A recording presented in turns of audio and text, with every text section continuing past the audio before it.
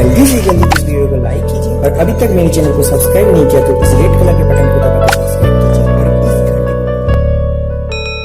ونستغفره ونؤمن به ونتوكل عليه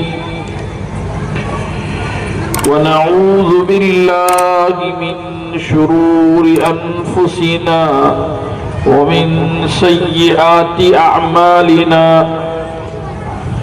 من يهده الله فلا مضل له ومن يضلله فلا هادي له ونشهد أن لا إله إلا الله وحده لا شريك له ونشهد أن سيدنا ونبينا وحبيبنا وهادينا ومرشدنا ومولانا محمدا عبده ورسوله أرسله الله إلى الناس كافة بشيرا ونذيرا وداعيا إلى الله بإذنه وسراجا منيرا صلى الله تعالى عليه وعلى آله وأصحابه وبارك وسلم تسليما كثيرا كثيرا أما بعد فقد قال الله تبارك وتعالى في القرآن المجيد والفرقان الحميد فأعوذ بالله من الشيطان الرجيم بسم الله الرحمن الرحيم الرحمن علم القرآن خلق الإنسان وقال النبي صلى الله عليه وسلم خيركم من تعلم القرآن وعلمه وقال النبي صلى الله عليه وسلم إن لله أهلين من الناس قالوا من هم يا رسول الله قال رسول الله صلى الله عليه وسلم هم أهل القرآن أهل الله وخاصته أو كما قال رسول الله صلى الله عليه وسلم صدق الله مولانا العظيم وصدق رسوله النبي الكريم ونحن على ذلك لمن الشاهدين والشاكرين والحمد لله رب العالمين قابل قدر علماء کرام، مہمانان اعظام، عزیز طالبات، آج ہم اور آپ مدرسہ نور الہدی للبنات کے سالانہ اجلاس میں جمع ہوئے ہیں۔ ابھی آپ نے ان بچوں کی زبانی مختلف پروگرام کو سنا، سن کر بڑی خوشی ہوئی اور اس سے اندازہ لگایا جا سکتا ہے کہ ان بچوں کے پیچھے انتظامیہ اور اساتذہ کی کتنی قربانیاں اور محنت ہے۔ اللہ رب العزت اس محنت کو قبول فرماوے اور مزید ترقیوں سے اللہ تبارک و تعالی نوازے۔ عزیز دوستوں، بزرگوں، آپ کی یہ بستی نائے گاؤں ماشاءاللہ ویسے بھی بڑی مشہور بستی ہے کہ اس بستی میں بہت سے، بلکہ میں یہ کہوں کہ ہر گھر میں علماء اور حفاظ موجود ہے، اور اس میں اور مزید آپ کی بستی میں اور بھی ادارے چلتے ہیں۔ اسی ادارے میں سے ایک ادارہ یہ نور الہدیٰ للبنات ہے۔ عزیز دوستو، بزرگوں، مدارس اور مکاتب یہ دین کی حفاظت کا ذریعہ ہے۔ جہاں دین کی حفاظت کا کام ہوتا ہے اور ان میں پڑھنے والے بچوں اور بچیوں کا بڑا اونچا مقام ہے۔ مدارس چاہے وہ لڑکوں کے ہو، مدارس چاہے وہ لڑکیوں کے لیے ہو، چونکہ تعلیم جیسے مرد کے لیے ضروری ہے ویسے ہی عورت کے لیے بھی ضروری ہے۔ بلکہ کہا کہ مرد اگر پڑھتا ہے تو ایک فرد بنتا ہے، لیکن اگر ایک بچی تعلیم حاصل کرتی ہے تو پورا خاندان اس کے ذریعے سے تعلیم کے زیور سے آراستہ ہوتا ہے۔ تو بڑی خوشی کی بات ہے کہ آپ کی اس بستی میں مدرسۃ البنات نور الہدیٰ کا قیام عمل میں آیا، اور الحمدللہ یہ ادارہ ہر سال اپنی کارکردگی کو سالانہ اجلاس کے ذریعے سے آپ کے سامنے پیش کرتا ہے۔ عزیز دوستو، بزرگوں،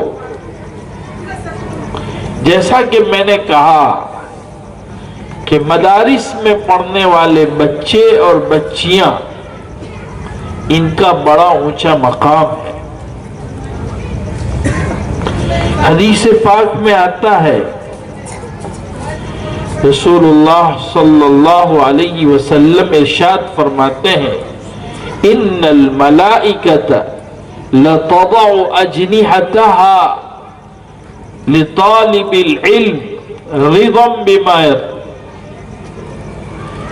او کما قال رسول اللہ صلی اللہ علیہ وسلم، کہ ان پڑھنے والے بچوں کے لیے اور بچیوں کے لیے جو علم حاصل کر رہے ہیں، جو قرآن اور حدیث کا علم پا رہے ہیں، ان کے لیے فرشتے ان کے اس عمل سے خوش ہو کر اپنے پروں کو ان کے لیے بچھاتے ہیں۔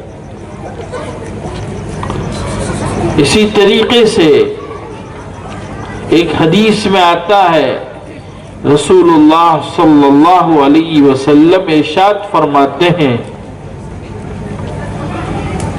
کہ ان طالب علموں کے لیے اور ان طالبات کے لیے سمندر کی مچھلیاں اور جنگل کے درخت بھی دعا کرتے ہیں۔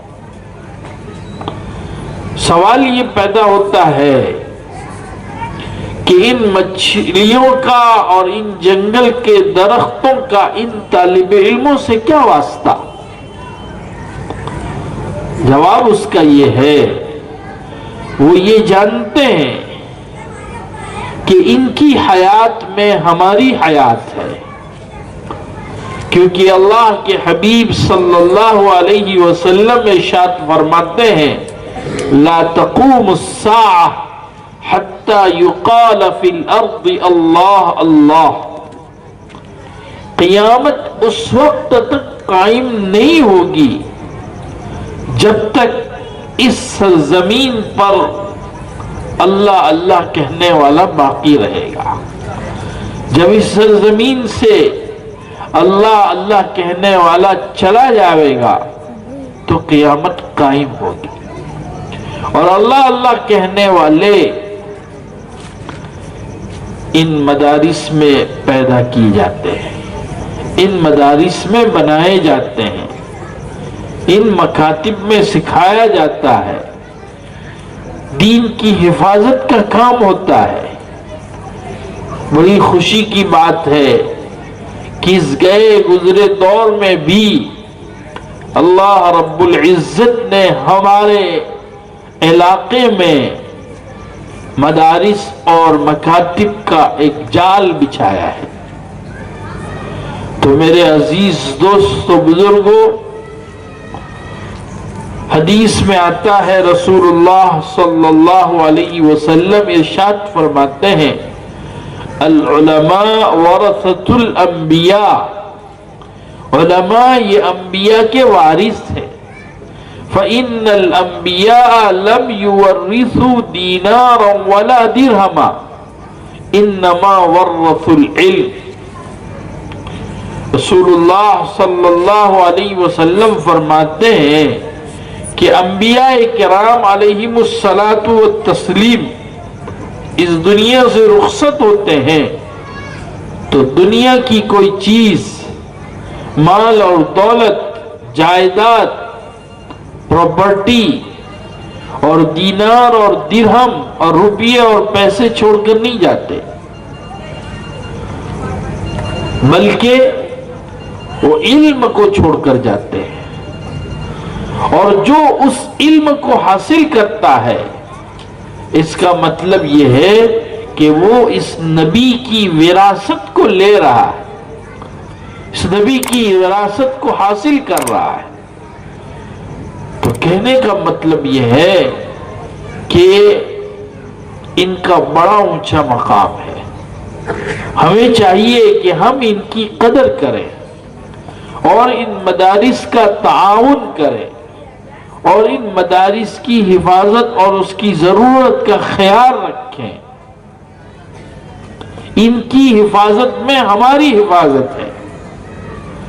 جس طریقے سے ہم اور آپ اپنے گھر کے بچوں کی فکر کرتے ہیں، اپنے گھر کو چلانے کی فکر کرتے ہیں، اسی طریقے سے ان مدارس میں پڑھنے والے بچے بھی ہمارے اپنے بچے ہیں۔ ہمیں بھی ان کی ضرورت کا پورا خیال رکھنا چاہیے اور ان کا تعاون کرنا چاہیے۔ یہ ہمارے تعاون سے ہی چلتے ہیں اور یہ ہماری بڑی خوش نصیبی ہوگی کہ ہمارا مال ان کے پیچھے صرف ہو۔ دیکھیے، ہم ان کا تعاون کریں یا نہ کریں، یہ اللہ کا نظام ہے، یہ چلنے ہی والا ہے۔ یہ ہماری خوش نصیبی ہے کہ ہمارا مال ان کے اوپر لگ رہا ہے۔ تو میرے دوستو بزرگوں، ہم ان کا تعاون کریں، ہم ان کا خیال رکھیں، ہم ان کی ضرورت کو سمجھیں اور ضرورت جو بھی ہو اس میں تعاون کریں۔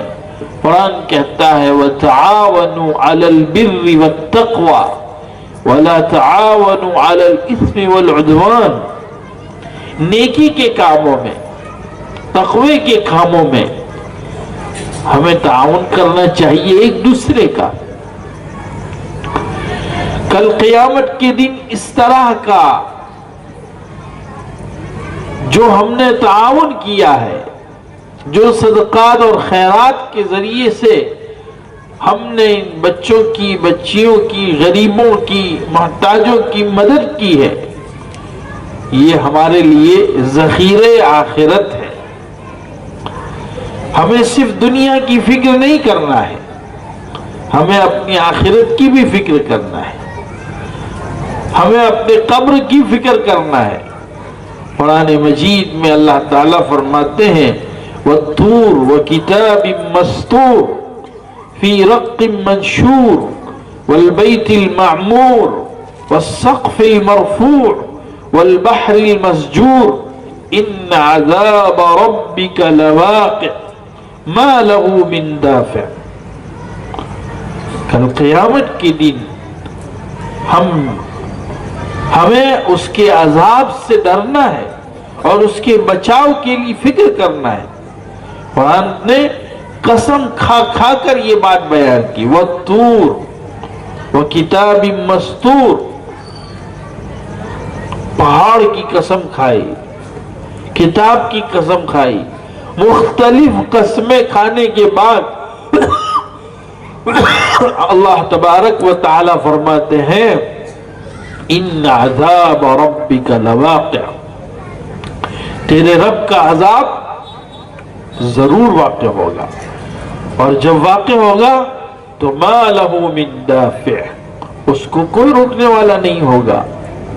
تو ایسے دن کے آنے سے پہلے ہمیں اپنی آخرت کی فکر کرنی چاہیے، ہمیں اپنی آخرت کا انتظام کرنا چاہیے۔ جو ہم پر فرض ہے اس کو ہمیں پورا کرنا چاہیے۔ میرے عزیز دوستوں، بزرگوں، مال دینے سے گھٹتا نہیں ہے۔ قرآن کہتا ہے وَمَا آتَيْتُم مِّن رِبًا لِيَرْبُوَ فِي أَمْوَالِ النَّاسِ فَلَا يَرْبُو عِندَ اللَّهِ وَمَا آتَيْتُم مِّن زَكَاةٍ تُرِيدُونَ وَجْهَ اللَّهِ فَأُولَئِكَ هُمُ الْمُضْعِفُونَ۔ بظاہر اگر کوئی آدمی سودی کاروبار کرتا ہے تو اس کاروبار میں اس کو ایسا محسوس ہوتا ہے کہ میرا مال بڑھ رہا ہے، مجھے ڈبل مل رہا ہے، لیکن قرآن کی نظر میں، اللہ کی نظر میں وہ مال میں کوئی اضافہ نہیں ہوا، اس میں کوئی خیر اور برکت نہیں ہوتی ہے، فلا يربو عند اللہ۔ لیکن اللہ تعالیٰ فرماتے ہیں وَمَا آتَيْتُم مِّن زَكَاةٍ تُرِيدُونَ وَجْهَ اللَّهِ فَأُولَئِكَ هُمُ الْمُضْعِفُونَ، تم جو زکوٰۃ دیتے ہو، اللہ کی راہ میں جو خرچ کرتے ہو، یاد رکھو اس خرچ کرنے سے تمہارے مال میں کٹوتی نہیں آتی ہے، تمہارا مال گھٹتا نہیں ہے، حقیقت میں وہ مال بڑھ رہا ہے اللہ تعالیٰ کے یہاں اور ذخیرہ آخرت ہو رہا ہے۔ تو میرے عزیز دوستو، یہ مدارس میں پڑھنے والے بچے، یہ مدارس میں پڑھنے والی بچیاں، جہاں علم سکھایا جاتا ہے، قرآن سکھایا جاتا ہے اور احادیث سکھائی جاتی ہے اور فضائل بھی سکھائے جاتے ہیں اور مسائل بھی سکھائے جاتے ہیں اور عقائد بھی سکھائے جاتے ہیں اور عبادات بھی سکھائی جاتی ہے، معاملات بھی سکھائے جاتے ہیں، معاشرت بھی سکھائی جاتی ہے، اخلاقیات بھی سکھایا جاتا ہے۔ جو پوری شریعت اور پورا دین اس مدارس میں ان کو پڑھایا جاتا ہے، ان کو سکھایا جاتا ہے۔ اسی لیے کہا گیا کہ یہ دین کی حفاظت کا ذریعہ ہے کہ ان تمام شعبوں کو ان مدارس میں پڑھایا جاتا ہے، ان مدارس میں سکھایا جاتا ہے۔ تو یہ بہت اونچا کام ہو رہا ہے۔ ایسے کام میں ہمیں آپس میں ایک دوسرے کا تعاون کرنا چاہیے اور اس کی ضرورت کا خیال رکھنا چاہیے۔ اس لیے میرے عزیز دوستو، اور دوسری بات، ہم اپنے بچوں کو تعلیم دیں، ہم اپنے بچوں کو پڑھائیں، ہم اپنے بچوں کو سکھائیں۔ قرآن کی تعلیم مقدم، اس کے بعد عصری تعلیم، سب سے پہلے قرآن، اس کے بعد دنیا کی تعلیم۔ دونوں تعلیم کوئی انکار نہیں کرتا، لیکن سب سے پہلے دین سکھایا جائے، سب سے پہلے شریعت سکھائی جائے، سب سے پہلے مسائل اور فضائل بتائے جائے، اس کے بعد یہ چیز سکھانے میں کوئی حرج نہیں ہے اور بڑی فضیلت ہے۔ رسول اللہ صلی اللہ علیہ وسلم فرماتے ہیں اذا مات الانسان انقطع عمله الا من ثلاث، جب انسان مر جاتا ہے تو اب وہ کوئی عمل نہیں کر سکتا ہے، لیکن تین باتیں ایسی ہیں جس کی وجہ سے اللہ تبارک و تعالی اس مرنے والے کے نامہ اعمال میں ثواب عطا فرماتے ہیں۔ ان میں سے ایک یہ ہے کہ ولد صالح یدعو لہ، اس نے اپنی اولاد کو نیک بنایا، اپنی اولاد کو دین سکھایا، اپنی اولاد کو اخلاق سکھائے، اپنی اولاد کو قرآن اور حدیث کا علم دیا۔ ظاہر بات ہے قرآن اور حدیث میں ماں باپ کا ادب سکھایا جاتا ہے۔ وَقَضَى رَبُّكَ أَلَّا تَعْبُدُوا إِلَّا إِيَّاهُ وَبِالْوَالِدَيْنِ إِحْسَانًا إِمَّا يَبْلُغَنَّ عِنْدَكَ الْكِبَرَ أَحَدُهُمَا أَوْ كِلَاهُمَا فَلَا تَقُلْ لَهُمَا أُفٍّ وَلَا تَنْهَرْهُمَا وَقُلْ لَهُمَا قَوْلًا كَرِيمًا وَاخْفِضْ لَهُمَا جَنَاحَ الذُّلِّ مِنَ الرَّحْمَةِ وَقُلْ رَبِّ ارْحَمْهُمَا كَمَا رَبَّيَانِي صَغِيرًا۔ یہ درس سکھایا جاتا ہے کہ ماں باپ کے سامنے کیسے پیش آنا چاہیے، ماں باپ کے ساتھ کیسا سلوک کرنا چاہیے، ماں باپ کے حق میں کیا دعا کرنی چاہیے۔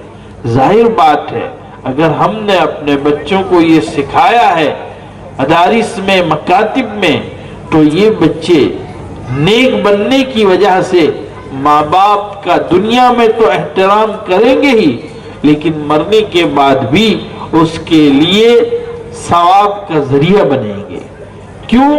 اس لیے کہ وہ اپنے والدین کو اپنی دعائیں میں یاد رکھیں گے، ان کے حق میں دعا کریں گے، جس کی برکت سے اللہ تبارک و تعالی ماں باپ کو ثواب عطا فرمائیں گے۔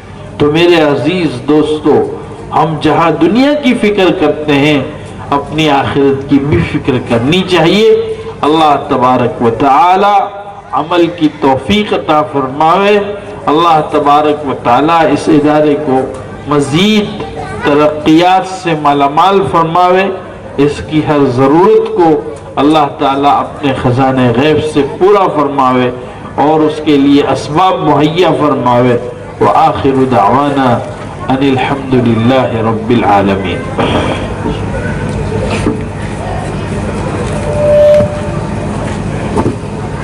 جزاکم اللہ خیرا و احسن الجزاء۔ ہم ایک بار پھر حضرت کا شکریہ ادا کرتے ہیں۔